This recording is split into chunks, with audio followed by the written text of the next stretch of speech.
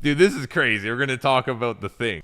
I wish I could decode this one in 5/7/8 because we have some wild metalcore situation here. We have a real metalcore situation going on here. You guys might have heard of a little tour that's going on that I'm jealous if you get to go to, by the way, called the Poison Ascendancy Tour, which is between two bands celebrating the 20th anniversary, obviously, of their huge albums. Bullet for My Valentine, obviously celebrating the Poison goated record, as well as Trivium celebrating Ascendancy. Again, you guys know, look, we talk about modern stuff here. We talk about the heavies. We sometimes talk about random lo-fi beats and pop. My home will always be the 2000s when it comes to 5/7/8. I hear a 5/7/8 and I hear that third harmony. I just get happy. It's what happens to my life. You know what else is awesome?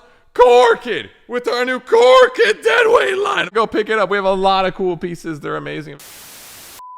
However, this is a tour where, of course, they first did Europe, and then they also did North America, except Orlando, Depresso Espresso Nick right here. So this was the Europe one. Obviously, they were on this tour, and they've kind of been teasing, in a sense, that this tour was eventually going to be worldwide. I get thrown in here a little bit accidentally, right? I love both bands. I've talked to both bands. They're awesome. Have had both Matts on the show. It was great.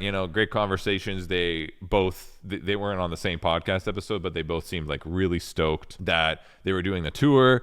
And seemingly, they wanted to do it worldwide, which was great. Like, that's amazing, right? People have been, people were a little curious. They were speculating, there hasn't been any more, dates announced. It's already May. Are you coming to South America? Are you coming, I don't know, Australia? Where are you guys going, right? And people were basically curious. Paulo did a little bit of a TikTok live stream, and this was it. South America, Australia. Matt Tuck didn't want to do it after we had planned it, after stuff was already in the works. Don't know why. I think it would have been amazing. I'm assuming this was not supposed to be discussed. So with that, and obviously in that TikTok, Paulo's kind of just straight up saying, we're not going because of a specific person, which you don't really expect that to be said. But then Paulo made another TikTok on the Trivium. When you make your first TikTok, piss off the other band you're on tour with. Justice for South America. So they are on tour. I think they're still on tour right now. The last show is tomorrow or something with Bullet.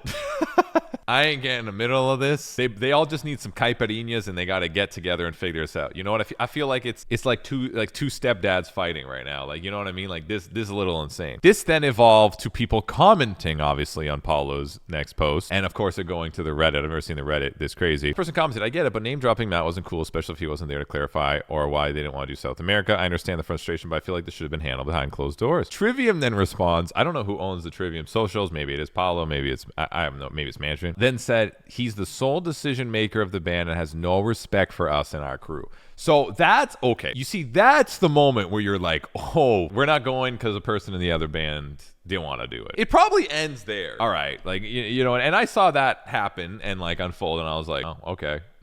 That sucks. I guess they're not doing the tour. Right. All right, whatever. I'm pretty sure it was this comment right here that made this a situation.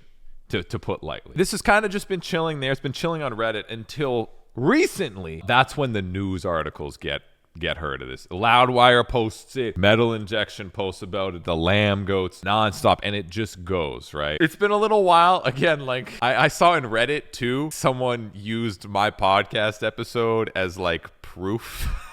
And I was like, guys, look, I'm not fighting between the two dads here. You guys figure this shit the out. This is another TikTok video from Paulo, Control online. But all I want to say is that Trivium will go to South America with Bullet for My Valentine. Let's book the shows. Let's settle this right. Let's do it for the fans. Trivium, Bullet for My Valentine, South America. Let's go. Dude, Paulo is crazy. There's no way Bullet was okay with that. Damn, dude. Has no chill. That's why I don't mind talking about this. I love both of these bands. I don't give a in the sense of I'm not offended. I didn't get to see them in America, so I'm just sad because of that. Anyways, usually in the metalcore space, our drama or beef is who got accused today of a crime, who doesn't like puppies, that's the shit we usually deal with. So it's kind of weird that this is the beef we get now. Band didn't want to do, other shows, and like obviously, it affects the other bands and that people want to go see them, but like, and that's where I got caught up with what was happening. Bullet made this post 14 minutes ago. Hey guys, Bullet here. As we head into the final shows of the Poison Ascendancy tour, we want to thank everyone who's come to celebrate us. The shows have been phenomenal and we love connecting with every single one of you. Being in this band is the most important thing for the four of us. We're incredibly grateful to have been given a chance to look back at the pair of life-changing albums for us and Trivium, who we have nothing but respect and admiration for. To have a career spanning over 20 plus years is incredible achievement, and we all understand the dedication and sacrifice that comes with that. Celebration of both these albums have been a career highlight for us, and there's 5 shows left out here in the US, and then we embark upon a full month of summer festivals in June, which we're really looking forward to. With that being said, the four of us collectively feel that the time is right for us to divert our full attention towards the next chapter of Bullet. We can't wait to get back in the studio later this summer and finish what we promise you is our best album to date. To go along with this, we're already starting to make plans for 2026 and 2027 touring cycle, hitting every corner. We're excited to drop new music for you. We value the fans above all else, and we're grateful forever for your support. We'll be back